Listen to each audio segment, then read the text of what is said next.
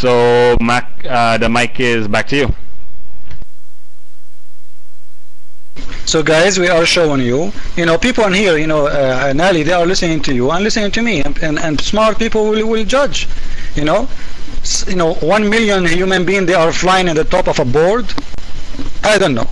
People, they have a brain and they will use it. In the top of that board, they're animals. I want to ask you, but the most funny thing about this story, that the prophet is flying with the board for a reason. Do you know what is the reason? He went all the way to that country, from Damascus all the way to Yemen, to see the legs of a queen. Is that acceptable? A prophet of God going from country to country, and right away when he go there, he lift up her skirt and he said to her, oops, your legs is hairy.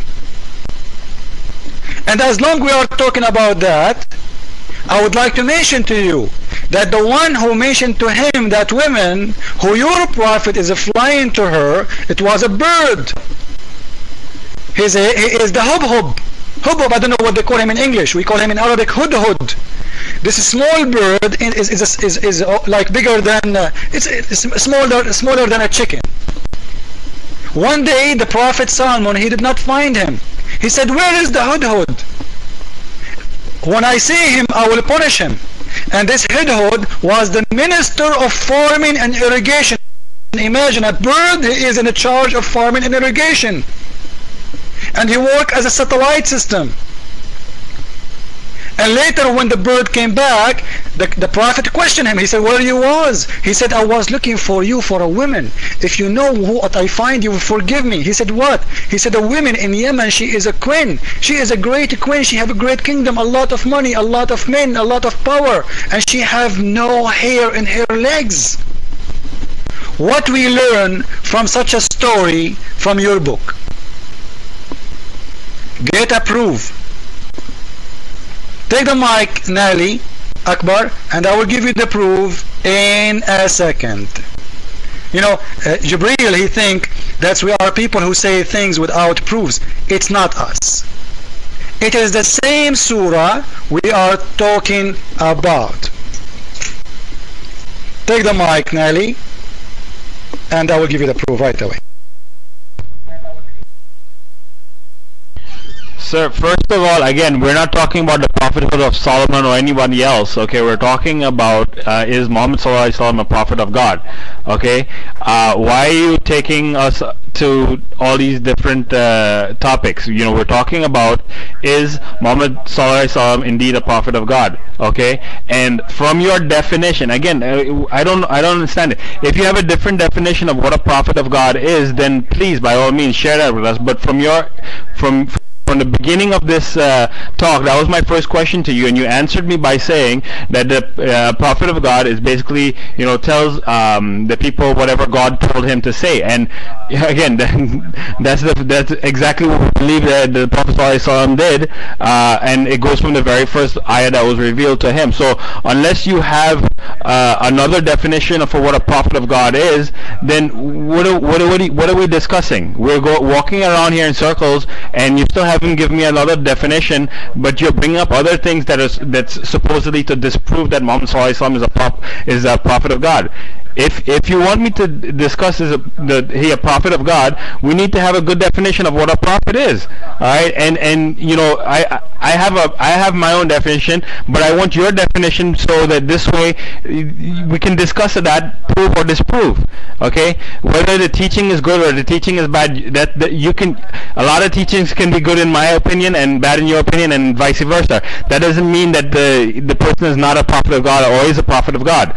Okay, so the question is, what makes a person a prophet of God? If you're not going to answer this simple question and beat around the bush, I mean, what are we discussing? Why are we wasting our time? Give me a good definition. You gave me a definition. I proved you that from the very first ayah of the Quran that was revealed, that it was revealed from God and He gave that message. Okay, so why are we going around in circles now?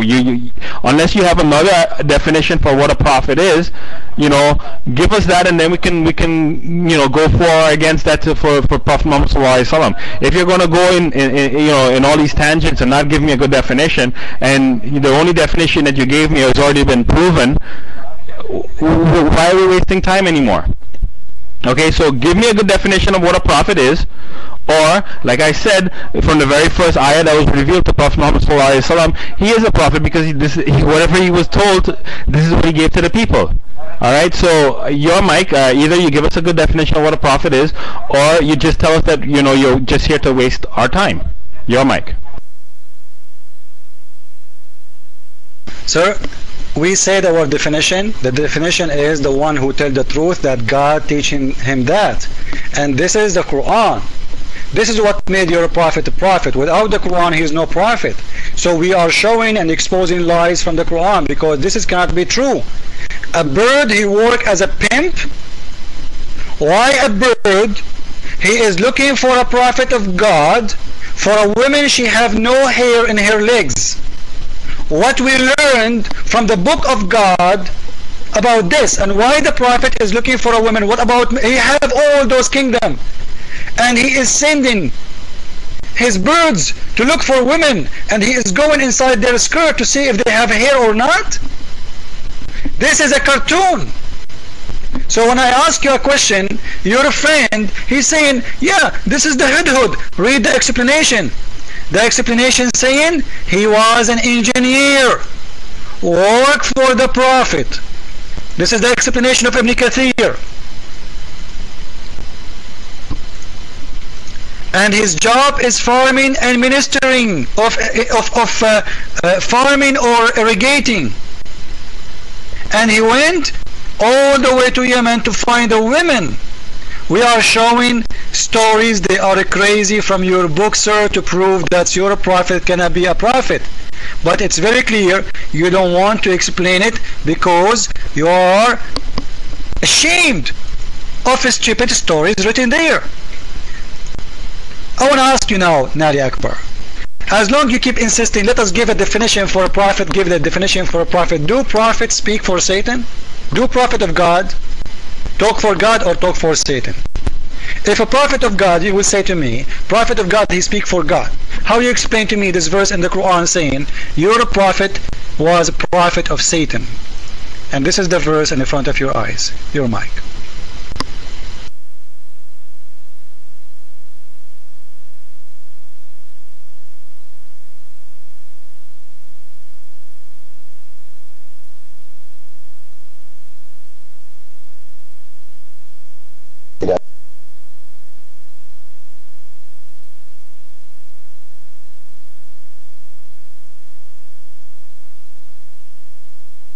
Take the mic, Naliakbar. Jibril, your mic is jumping.